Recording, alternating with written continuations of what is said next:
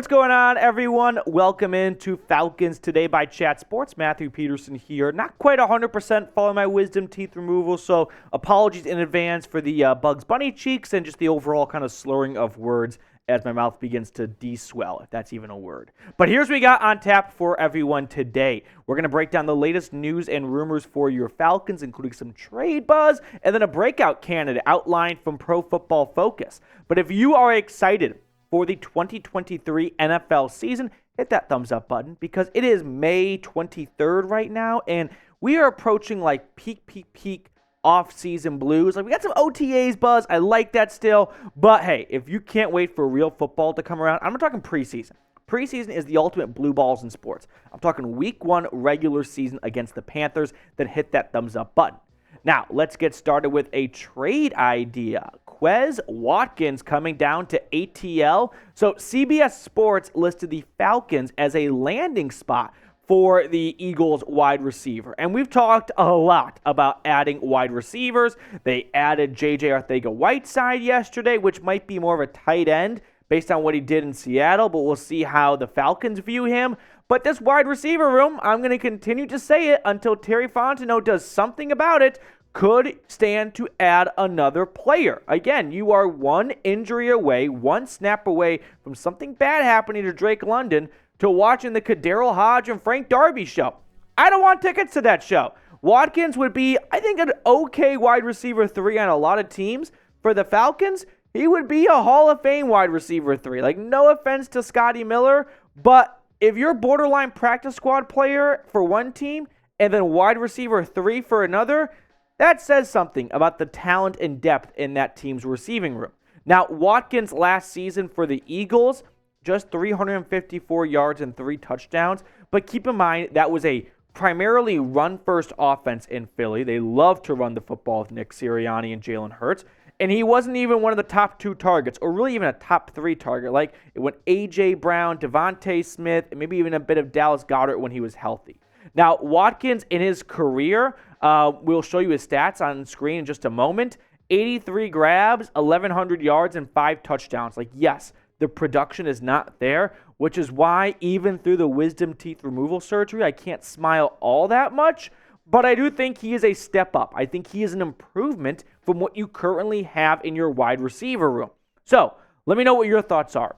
Should the Falcons trade for Quez Watkins? Really simple, yes or no. I always love seeing what the comment section has to say. It's usually a cesspool, but hey, now don't mind diving down in there and seeing what everyone has to say about this.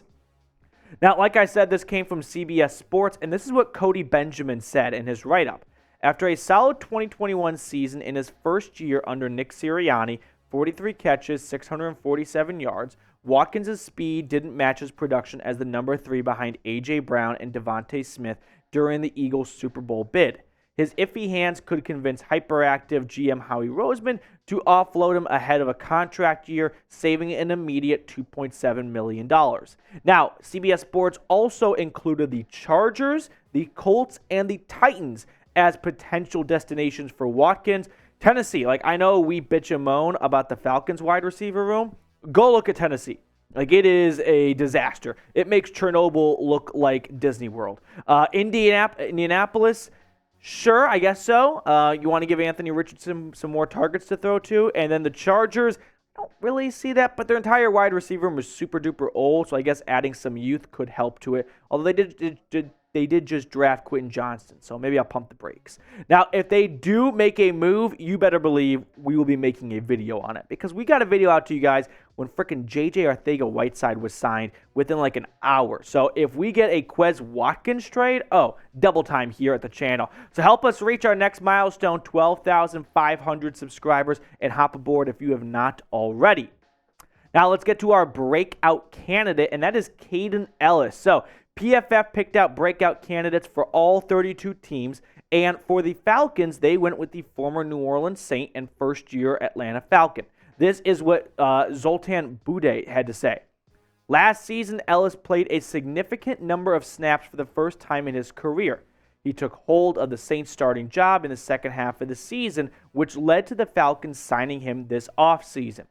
The former 7th-round pick can draw attention if he keeps up his 2022 play for a new team over a whole season, as he finished last year with an 81.5 PFF grade, 7th among all linebackers in the NFL. This is exactly why Atlanta signed Kaden Elliss. They thought, hey, we haven't quite seen it over an entire, stretch of a few seasons, but last year, 7 sacks gave us a good sample size of what we can see if you develop a little bit more. We know you're not maybe an A-plus free agent signing, but it's an under-the-radar move, and if you follow your old DC and Ryan Nielsen, maybe you can continue that 2022 magic with New Orleans and another NFC South team with the Atlanta Falcons.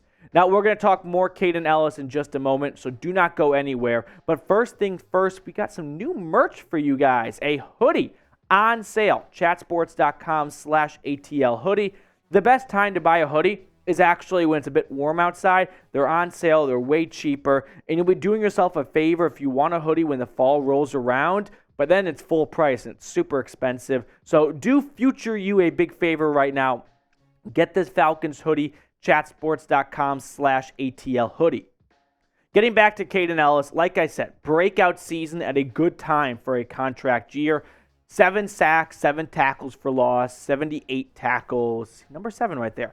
But prior to that, 1 sack in 3 seasons. So he really emerged on the scene for New Orleans last year, and PFF had a hard-on for him. His overall grade, 81.5, good against the run, and a pass rush grade of just 75.8. I mean, for a guy who had 7 sacks last year, if he adds a few more clubs to his bag, we're talking about a potential double-digit sack player who didn't get, a boatload of cash in free agency. So this could be a move where Terry Fontenot kind of gives me the middle finger saying, I know you want more edge rushers, but don't sleep on Kaden Elliss. I signed a double-digit sack player potentially. When we look at Atlanta's linebacker room, I'm curious to see where they put Kaden Elliss, right? Do they want him lining up inside a little bit more? Or maybe he gets bumped to the outside. We'll have to see what Ryan Nielsen draws up throughout OTAs and into training camp, but he's a very versatile, athletic player who can bounce around a little bit. So this Falcons edge rusher / linebacker room definitely got some improvements. Would I have liked more? Sure. But they definitely did take a step in the right direction. I hope, speaking of steps in the right direction, hoping for Ellis to take another step, right? Build off that 7-sack season. And don't be just a free agency bust who got the bag after one good season, kind of like Bud Dupree for Tennessee, and then we never see him again, because that does happen pretty often. I mean, was it Trey Flowers with the Detroit Lions after the New England Patriots breakout season? Something like that, back in 2019. Anywho, I'm rambling here. I'm going to sign off. Make sure to subscribe if you have not already. We keep you guys informed and usually entertained. So if you have not hit that sub button, do yourself a favor and go ahead and do so.